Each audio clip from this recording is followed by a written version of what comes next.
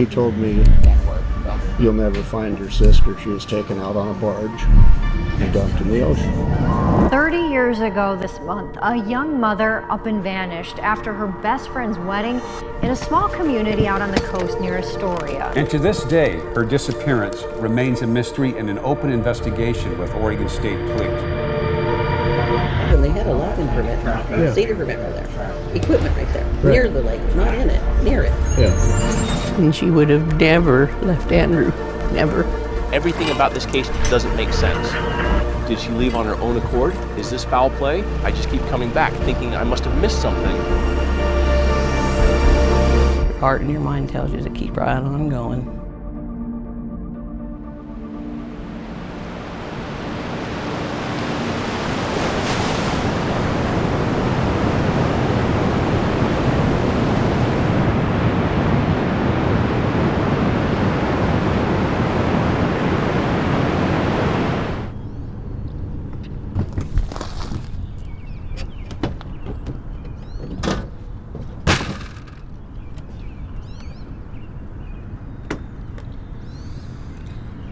Oh, what a beautiful morning.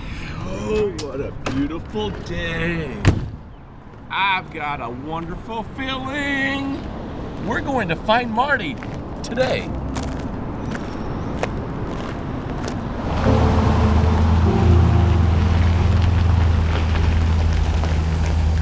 Landing on my shoulders.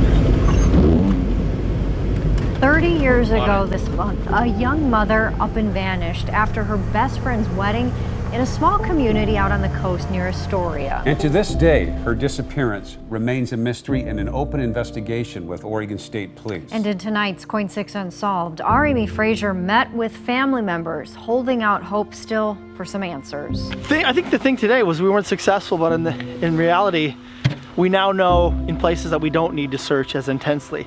We got a better lay of the land, and I think with a little more time, we should be able to maybe even get some targets and get in the water. So Coffenbury is pretty much like the furthest location from her house. In fact, it's the furthest lake before you get to the ocean. One of our viewers had once said, hey, you need to check Coffenbury. In fact, I think didn't Linda also mention Coffenbury at one point? It came up in conversation whether, and I don't get into this too much, but I believe that it was a psychic that said, oh, Coffenbury, you need to check that out. And well, I came over here and I just drove over here one time. I've never put a boat in. It appeared to be a little shallower. I was by myself when I did stop by because I was on vacation with my wife. However, we've got the RC boat today, and there's two locations to check out. So we're gonna put the RC boat in here, check this shoreline here, and then we're gonna run halfway down. There's one more entry point that we'll put the RC boat in and check that out as well.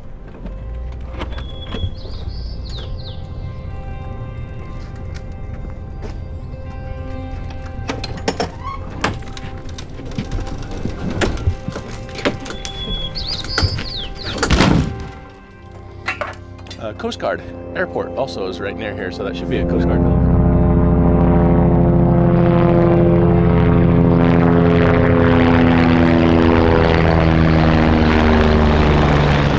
Oh, that's Army helicopter. There's the Fort Campbell, I think also is just right here.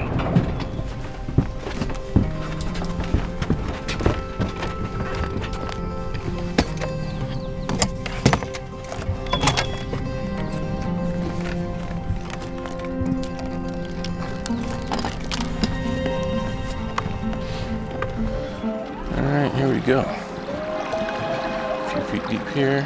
5 feet. Oh, we're up to 5 feet already. 6 feet. Okay, we could be deep enough.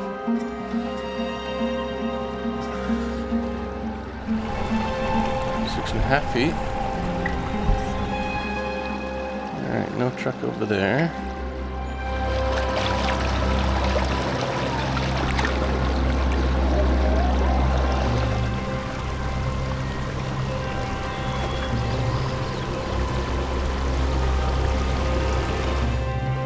Seven feet here. Yeah, it's plenty deep. 8 feet. All right, yeah, we got plenty of depth. This is so nice and not intrusive. Yeah, it's very quiet with the electrical motors too. Yeah. Alright, that clears this one. Turn those off, turn that off. Alright, let's go check the other location here.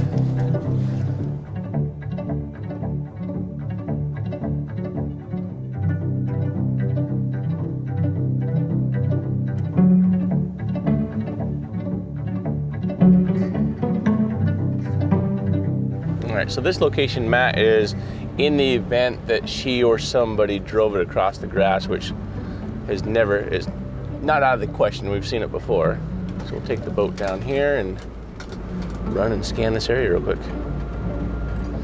No, I'd really like to weigh this whole thing up and see what it weighs.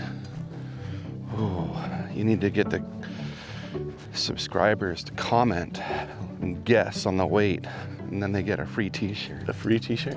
A free window breaker? Yeah. I don't know if I'm carrying it back up though. I'll carry it back up. I got it by myself.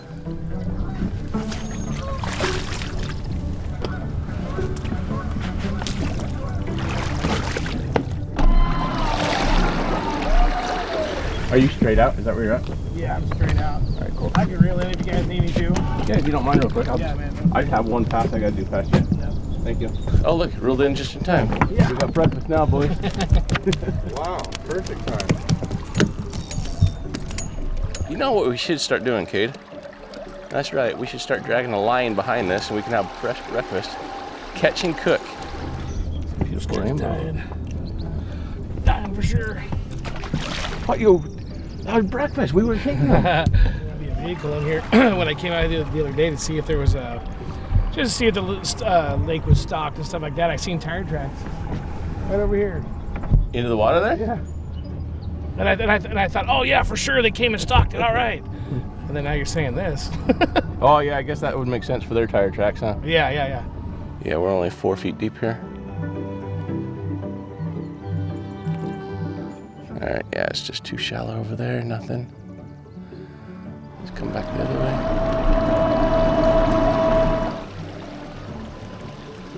Yeah, we're at 7 feet now here. There's a nice hole. All right, there's a tablet. There's that. Park ranger's up there giving tickets for parking permits. Uh-oh. Is he? Yeah. No vehicles, period. We're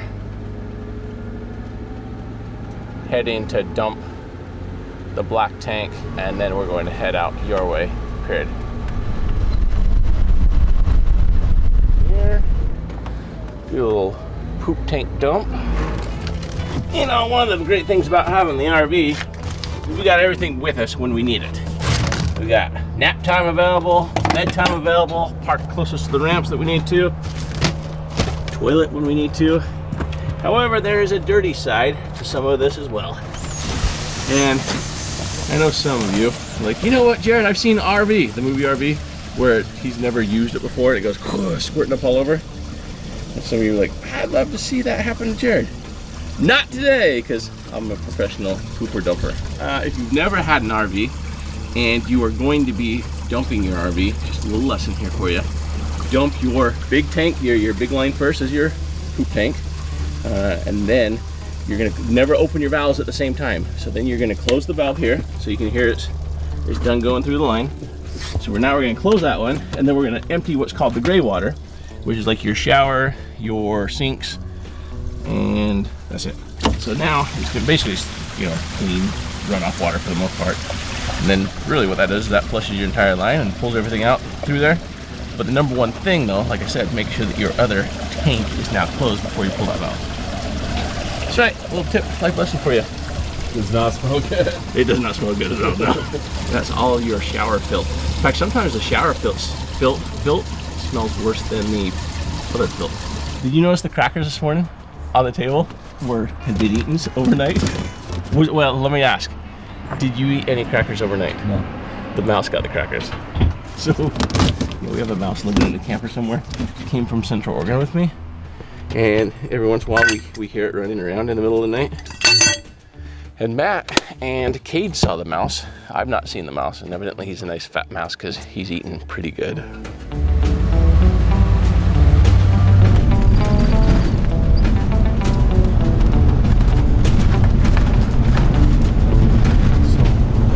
So Marty's final destination that evening, that she told everybody she was going to be meeting up with the party at the Hong Kong restaurant, which is this building, and where she was last seen is 11 miles, 12 miles back down the road this way towards Knappa. The logger is where we're heading to right now. So 5 years ago, let's see, not 5 years ago, was it 5 years ago? Yeah, 2020, yeah. So 5 years ago, we started taking on missing persons cold cases after we found a couple of cars in the river. And families started reaching out to us and said, hey, do you know about this case, this case, this case, and this case? Well, one of the cases that they reached out to us about was Marty Evans. And so we started doing some research about it. And 5 years ago, we sat right here in this restaurant with Linda, her sister, who you're going to see later on in today's video when she meets up with us. And I'm going to bring you into exactly how we started it, and then the information that we've gathered along the way and places that we've searched, and what we're going to be doing today. With Marty, she went missing February 10th of 1990. She's 5'3", 110 pounds. The day that she went missing, wearing a black strapless maroon and black silk and lace dress, a black short leather jacket, black nylon stockings, and black high heels. Now, the details of this is that she attended a wedding reception at the High Climber Lounge, which is right here. So we're in the logger, and the lounge is right here on the other side. She had served as the bridesmaid in a friend's wedding that day, and after the ceremony, the wedding party went to the lounge. Now, she locked her purse inside the trunk of the bridesmaid car, and she spent a short time inside the lounge before she told her friends that she had to make a quick trip to Warrenton to pick something up, and that she would be back in an hour. Now, Warrenton, just so you know, is where her boyfriend or ex-boyfriend or ex-husband, I completely forget all the details of it, but he was working over there at Fred Meyer, and he lived just south of Fred Meyer, about a mile or two across from, what's the name of the Campbell, right? Camp Rilea. Camp Rilea. So Camp Rilea. Now, she left at 9:30 p.m. without taking her purse, and she never returned. Later that night, she was sighted getting gas at the gas station outside of Astoria, Oregon. Which was not outside of Astoria, it was actually Svensson at the D&D market, where she called her brother because her battery had died. So her brother came and jumped it and also gave her $4 in gas, and it was her brother's vehicle. So it was a borrowed 1984 Ford Ranger pickup truck with numerous dents, a 7-Up sticker in the window, and the Oregon license plate number was PNB 116. Now, where does that take us? Where did it take us 5 years ago, and where does it bring us today? So a lot of the key highlights that we want to focus on is we have home where she was at. Come on in, Linda. Hi, how are you? Hi, yeah. I haven't saw you for a while. We're just My brother's here too. We'll just sit over here. Yeah, come on over. Unless they need it, and then we'll. Well, come on over here, because I'm kind of bringing everybody back into the story here. Okay. And because we started this 5 years ago with you. Yes. And Can you believe that? I didn't realize it had been so long. Yeah, because it was COVID. I remember on the thing we have I had my mask on because I'd been up storing stuff. Isn't that something? Yeah. So yes, we just gave them the rundown as to that she was in the lounge next door, and we're now bringing everybody up to speed in this. In fact, I've never shown you the map before. I sent you a link just a short time ago this morning, but we weren't even using maps back then. We were just kind of being like, we didn't even know the area. We were just following you all over and doing all these searches. And yeah, you had that little skiff, and that was about it. In fact, we started with the kayak back then. Yeah. My brother has a really cool canoe that he's went down there. He's the one that actually saw the sunken barge I was telling you about. Nice. And it matches to what I've heard. Okay, yeah, so let's talk about that in a moment. But yeah, let's bring everybody into this. So we have your mom's home and where she lived with your mom. Yep. Right here. Yep. And then we have the lounge where she was last seen. Well, where she was last at the party. But then she was last seen at the D&D market, which is now Browning's office. Which that's what this is, right? Yep. Okay. And then she was supposed to be heading, and that's where he's the one that helped her. So you're the one that jumped her vehicle because the battery was dead, and $4 in gas to help get her going. And then she was supposed to be going to. She told her. And so she told you she was going to Warrenton, or she was going to Hong Kong? Well, both kind of. She was going to go see her boyfriend in Warrenton, and then going to meet us later at the Hong Kong. Okay. But she didn't do either. Okay. But heading towards Astoria was the last time you saw her. She left. Yeah, and I was going in the store to buy something, and when I come out, I thought, well, I had to jump her dad. Well, maybe it's not strong. Maybe it's not strong enough. She might not make it. Do you have a portable chair? We can throw you on a chair here at the table with us. We can spill that one for me. But I did that, and I thought she was a minute or so ahead of me, so I got on it. Drove pretty fast into town. I definitely should have caught her, and I never did. Well, she was booging it if she went that way. She was booging it. Right. He couldn't even catch her. And so then we don't know if he. I mean, he says that she never showed up. Right. But we don't know if she did or did not show up. No, and we're pretty sure that's who she was talking to at the logger on the phone. You know, this is back before phones and stuff. Right. She was on the payphone just bawling and fighting with somebody, and I'm pretty sure it was Tim, her boyfriend at Warrenton. Right. And my mom told her don't go there, but she wanted to go anyway. But she didn't have no gas, so she got a few dollars from my stepdad. Right. Yeah, so then we break down the whole Warrenton route and places that we've searched along the way. You have the guardrail here, but that's too far from the John Day River here. Right. But I have searched this area, and then I've searched the boat ramp, the John Day boat ramp as well. And then let's say that she makes it all the way to Warrenton. She's at the boyfriend's house, way down here. So let's say he's right on 101. So here's the Fred. Yeah. So here's the Fred Meyer. That's where he was manager, and she also worked there. Here's the boyfriend's house across from Camp Riley. Kind of camp, yeah. And then thinking, okay, let's say that he's involved. We've searched this area down here, at the bridge here in this area, which would be a close walking distance. This one's on Camp Sutter, or whatever it's called, is on the base, so we've never been able to get onto that one. Right. And then you have... Yeah, it's pretty protected. Yeah. Colby Lake, what's the name of that lake? Colby Lake. So we've searched that. So we've searched that one because you have... On your way to Colby Lake, on the right side, there's that guardrail along the golf course with that slough all the way right next to the road. I mean, but I don't know why she would be out that far. And that story came into play once before. Yeah. Well, yeah, the slough is too shallow, so we've seen that drain down through the years. And then all of these are the channels, so they, when the tide goes out, all of those pretty much dry up, and they're only a few feet deep. You can see trees laying down in them. And then a lot of the slough inlets around here are like that too. Yep. And then one of the things that we'd never looked at before was the waterway back here, and we went to it last night, and you can see the bottom of it. Yeah, again, you have trees. Is that by Fred Meyer? Yeah, behind. Yeah. Well, here's Fred Meyer. Yeah. But yeah, closer to Fred Meyer. And then there was this little pond right here, and that's bottomed out as well. Right. So that kind of takes away anything near and around his house. And then I know you did the strip along between Swenson and Burnside.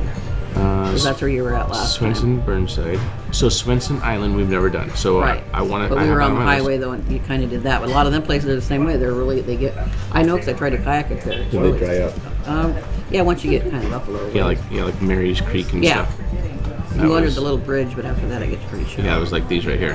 And then way back, like probably the second time I came up, I was just by myself, and I put a boat in the water here that I carried down. But I want to check this one again today. What's that at? That's the Knappa Dock Road. Oh, Knappa Dock, yeah. Because back then... Was there still a dock there when you were there the first time? I think there was the first time. And then because I think it came down in 21. And now it's gone, yeah.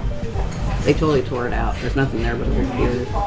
And then we put heavy emphasis on the road that she would have taken across to go back to Mom's house. Right. So we put heavy emphasis on that, and then when we've searched both sides of that. This is all Audio's landing. Yep. And then the big thing was the canal here, because this would be the road once she hits this intersection. Yeah, we've known a couple people that drowned there, in fact, not too long ago. And I think it was the second time that we were out with you that we found something here that we were hopeful, because this is on the way to Mom's house. Right, but that's where cars have went in before and disappeared. But that ended up being that sunken dock that was over there. And we've been over it 2 or 3 times since then, and we verified that it was the dock. And so then we also ended up here at the Aldridge Point as well. Which is a favorite spot for everybody to go. And then coming back into town, then we also had this curve along the road here that we checked that when we were up at the Aldridge boat ramp as well. Right. So now I start breaking down. All right, what have I learned over the last 5 years? What equipment is different that we have acquired over the years? And so one of the things that I was doing by putting this all on the Sartopo that we've not done before is it starts to paint a picture. We have the 5 mile radius of home. We have the 5 mile radius of where she was last seen. We have the boyfriend's house down here and the different locations we checked. Which my son insists he was about the most hideous person. He went there with her a couple times. He was evil. I don't know why he would say that, but he did several times. Yeah, and so many rumors and stories from the ex-husband burying her on the logging road to somebody taking her out a mile or two in the ocean And then pushing her also off. I've heard the rumor about him putting a new cement slab in the back of his place not that long afterwards. Yeah. But then we have the truck as well. So where's the truck going to end up? That's what goes back to the story of the Moore boys coming down that weekend saying, oh my God, they got to get rid of the truck right now. This is that story what's that girl's name that told you? I can't remember her name. But she insisted that she was there and she was all high on drugs and the Moore boys were she now wasn't. in Her jail. girlfriend was with them. One of them's dead and the other one's in prison. Yep. But, So let's jump back to that story because we're going to search that area again. And so this was about 1.5 years, 2 years ago. yeah, but he heard the story. yeah, but the beginning, I want to go shoot back. A year or two after she disappeared, I ran into a guy in the bar. I drank at that time. He told me, "You'll never find your sister. She was taken out on a barge and dumped in the ocean." Yeah, I didn't put much merit in it. It made me mad was all, but for some reason that stuck in my mind. Then I go to work at the paper mill, and one of the guys that I worked with was hanging out with one of these Moore brothers,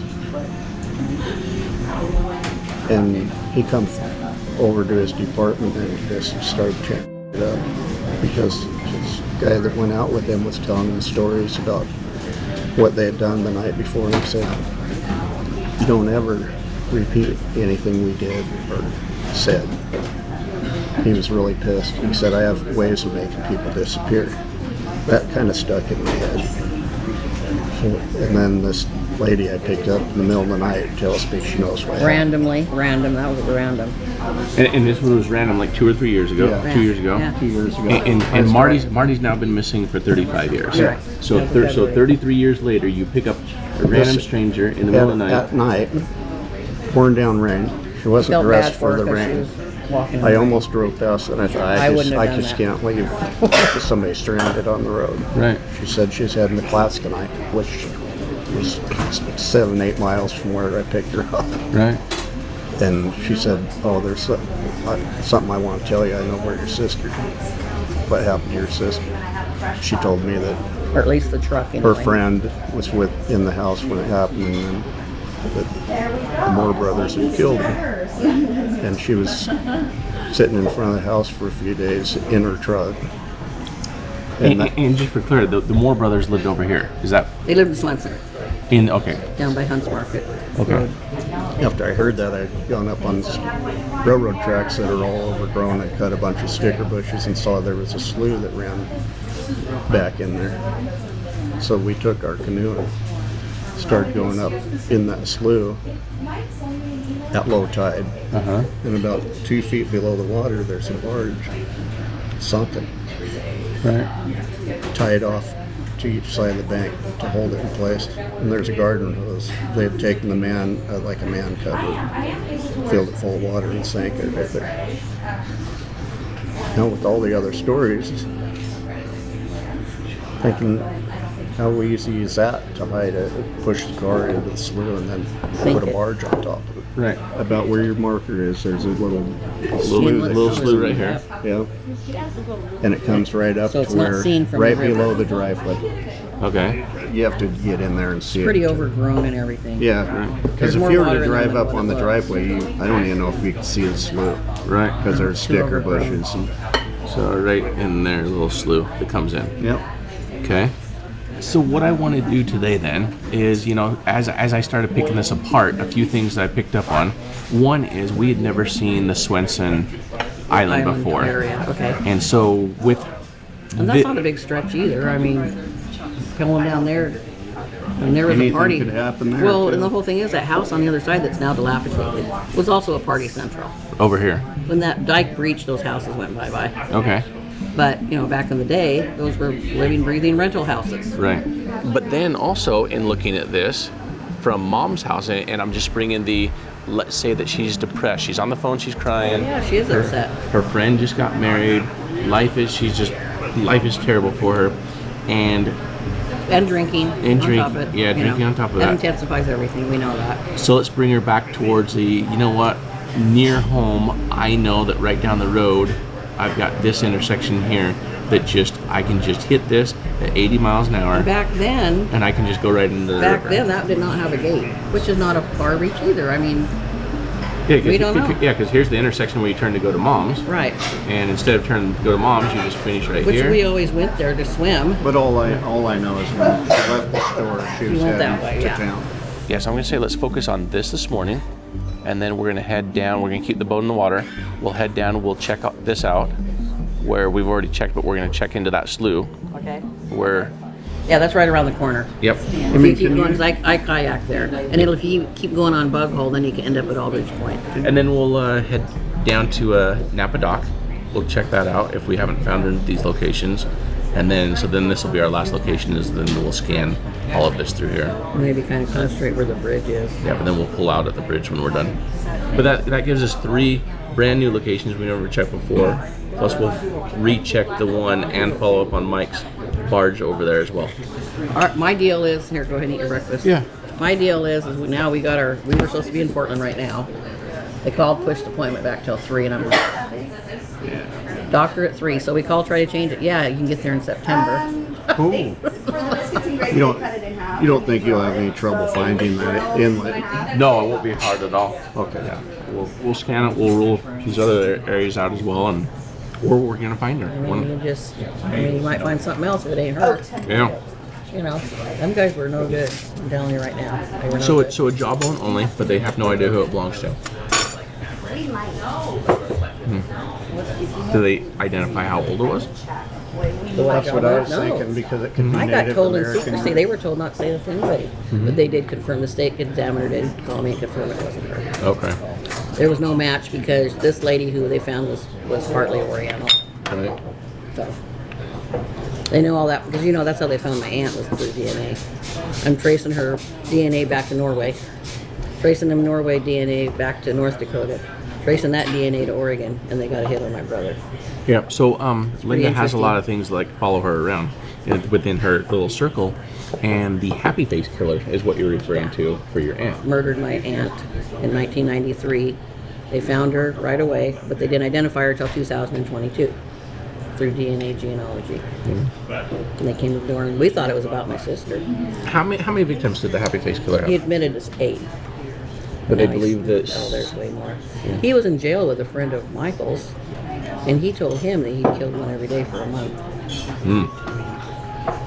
But this is another fun fact. His parents lived in Warrenton. Really? The happy face killer's parents? So he made this trip a lot back then. So it'd be weird if he was connected to that too. I mean, there's so many ways this story could go. Yeah. The if, ands, or buts. Obviously, we haven't stepped on the right toes yet, or found the right thing. It was never treated. It was never treated as a crime. With ever. him, the vehicle would have appeared somewhere. Yeah, somewhere. But maybe they did separate. She's somewhere else, and he's. To me, that tells me it's somebody local for the vehicle to disappear. Well, and speaking of stepping on toes, I mean, because we were getting ready to use the magnetometer last time to check out the other rumor. So there's another rumor of ex-husband being involved that had excavation equipment that was working up on the Forest Service Road on the way to the reservoir at the time. And the city of Astoria is in charge of it. Yeah, city of Astoria is in charge of it. And we had made some comment of like, well, we have keys. We do, evidently we have access to keys. And they just freaked out. Yeah, and they freaked out because they're like, oh, we have cameras. Nothing like that ever happened there. They said we drain them lakes, and there's never anything there. Yeah, we have cameras up there. We ever catch you up there, you guys are We weren't even talking about the water. We were talking about where they were logging. They had a logging permit, cedar permit for there, equipment right there, near the lake, not in it, near it. Yeah.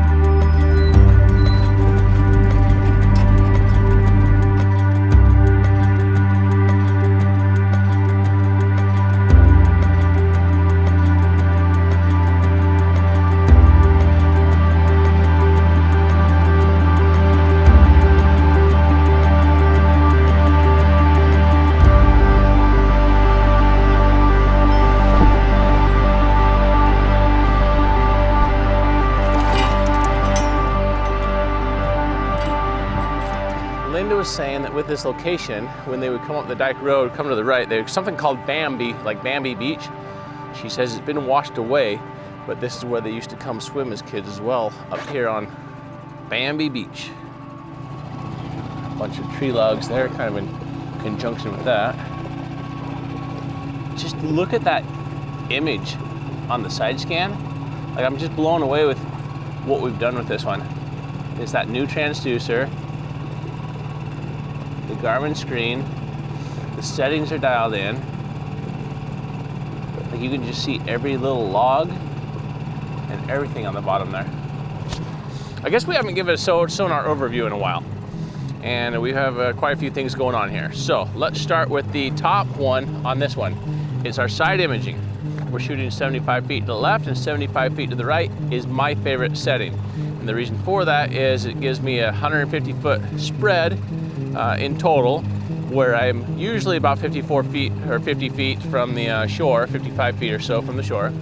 And it also allows me to zoom in, zoom out. If I only had to choose one piece of sonar equipment that I had to use and nothing else, it would be side imaging. So this one here. So then I can take it and be like, all right, I want to zoom in on that and see what that target is. Way too small for a vehicle, but with those 15, 30, 45 grid lines, I know that I'm looking for a vehicle that's, you know, roughly 12 feet in length, so it's going to fill most of one of those columns right there between the 15 and 30 mark. Then the down imaging is going to be the bottom left hand. In fact, both of these are our down imaging. The one on the left is the amber color, is very similar to the side imaging here. That's running 1070 kilohertz, whereas the one on the right is the old school style of fish finders, and that one is running chirp, is what they call that one. So between that one, now we jump over to the live scope, and live scope is showing me in real time. So anything, like if a fish swims by, you'll be able to see this fish swim by in real time. Whereas this one over here, picture in time, I can actually scroll back and see, all right, is that a truck that's upside down? Is that a frame? No, that's just a tree. Two trees side by side is what that one is. So that's one thing I really like about the side imaging and down imaging, is the ability to scroll back in it.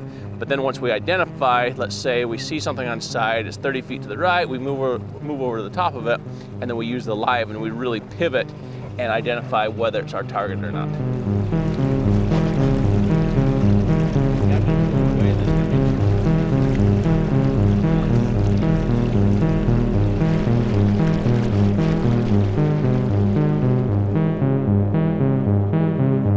All right, we're at 30 feet deep here now. We just came across that log section where the breaker is, and then we're going to be really interested in coming up right, kind of just to the right of where those pylons end. That's where the road comes up if you're going to be hitting it at 60, 70, 80 miles an hour. And so on side imaging, you can see all the little pylons underwater there, all the little yellow dots there in the shadows. And then if there's a vehicle out here, this is where I would expect the vehicle to be, right here.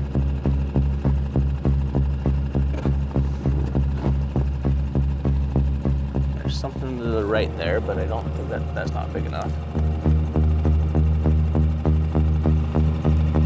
Not a truck, but we'll go over it in a second. Let's run down this just a little bit more here first.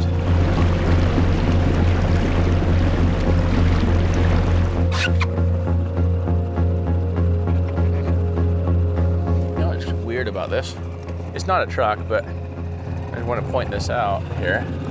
So you have the tree that's right here, but then if you look at it, it actually has like something that's flat, like it's almost like there's a old barge that's been sunk under there. It's kind of flat on this end over here, right there. Not a truck though. All right, so that clears that area. We'll run down the dike just a little bit right here, and we'll pull up and head down around the corner into the slough.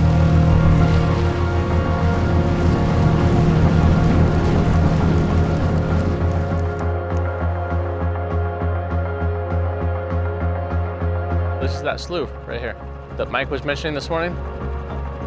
Right here.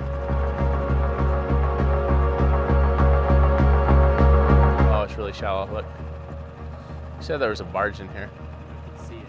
You can see the barge? I can see the barge. Like, clear as day. You're about 15, 10 feet away right now. Oh yeah. Yeah, it's just too shallow in here. So the barge is only 4 feet tall. So even if something was underneath of it, that would be sticking up a lot more. But yeah, you can see underneath here. Tiny barge. Yeah, I've never seen such a small little barge like that. All right, so on the other side of the railroad bridge that we're going to, the train trestle, is the significance of the Moore brothers. And supposedly there was a story that they pushed her truck off into the water over here. You scanned this before, didn't you? Yeah, I've scanned it, yeah. In fact, you will see a bunch of stuff underwater here. You're gonna see a sunken boat over there. You got this boat that's sinking right here. A lot of sunken debris here from old houseboats. Almost looks like a crane that's upside down there. Check this out. See that? Does that not look like a crane that's upside down? It does. What the heck? There's the tracks right there, Yeah. and then the crane that goes down right there. I mean, nothing else looks like that. No. Is somebody missing a crane? Yeah, because that's the end of a dock there. I'm gonna go over it again. Oh, there's a rope there. Is that part of the track? Oh yeah, yeah, look. You can see part of the track right there on it. There's a whole excavator there. Oh, that's crazy. That was a bad day for somebody that day.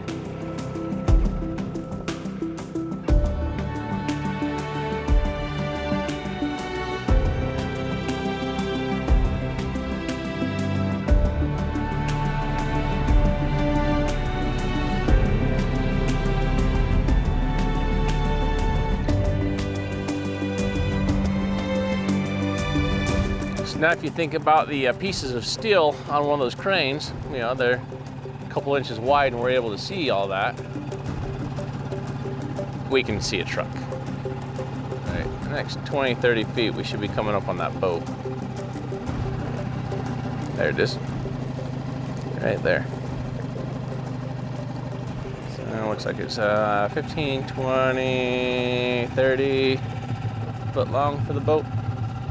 There's also another sunken barge in that corner. You found another one? It's like the exact same one. All right, so then the rumor is that the truck was pushed off down past these houses right here.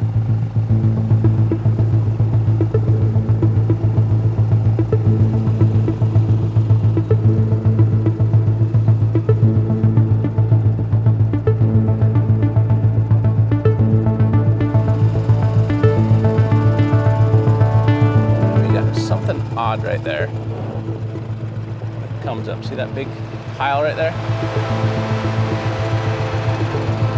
But then we have another one. We have two identical. So let's scan both of those.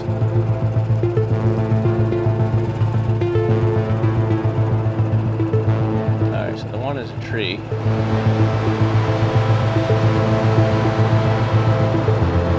And the second one is a tree.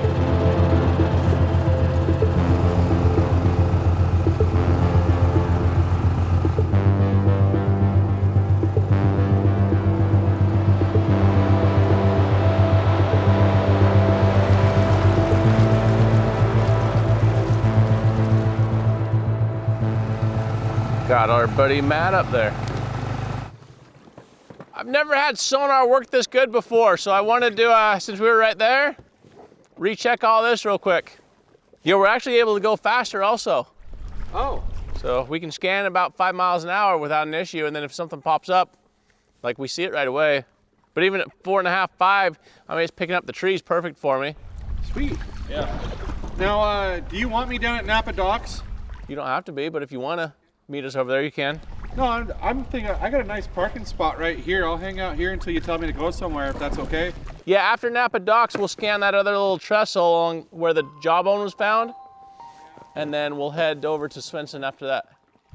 Okay. And we're heading over, you were taking the boat over to Svensson Island, right? Correct, yes. I'm gonna run around, Matt, I'm gonna finish this down around the corner of the boat ramp, and then last time we had like a weird bait ball or something that kept moving, but I want to double check that over there. and then we'll catch that side. And I mean, you saw we made good time. Yeah, you did.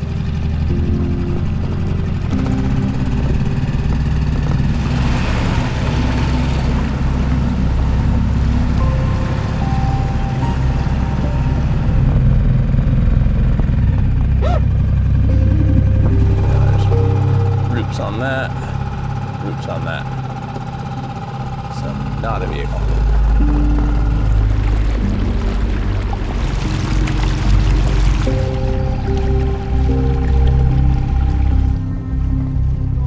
Hey, good.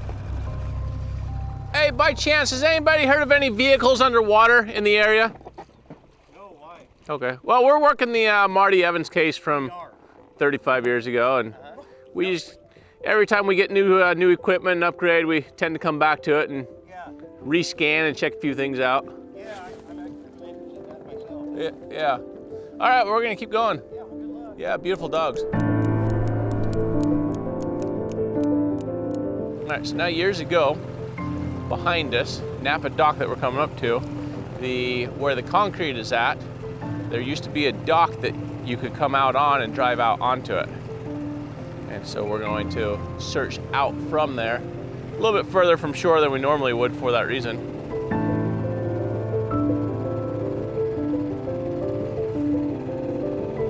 All right, so we can see plenty of tires down there.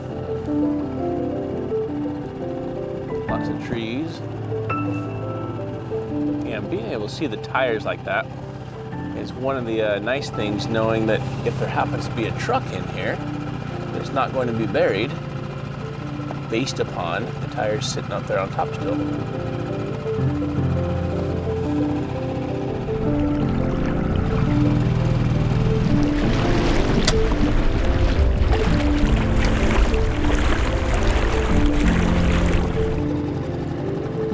It's only 4 feet deep right here.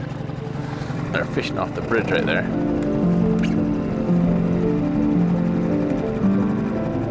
Looks shallow in there.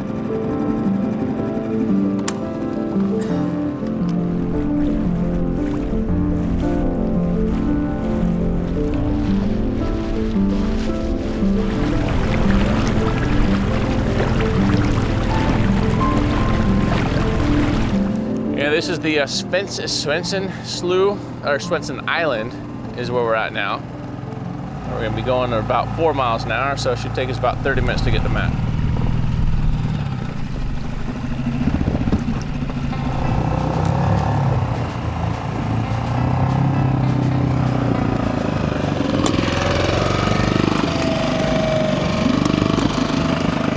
As shallow as this is in here, I think you need a like a tsunami in order to get those boats out of here. I don't think high tide's gonna do it. It does say that it's zero in here. It's pretty much zero in here.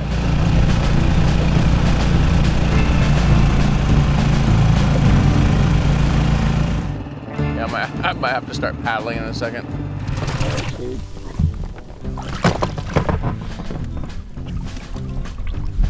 Are you just gonna pull us? I was until I realized that this is very sticky mud. I wouldn't want to be walking on it.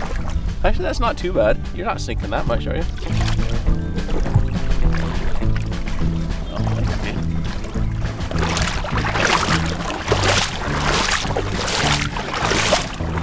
There's a lot of weight on the back of the boat. Is it getting deeper yet? Oh, look, there's a deep channel right there. Look, all right, look at that. Get in.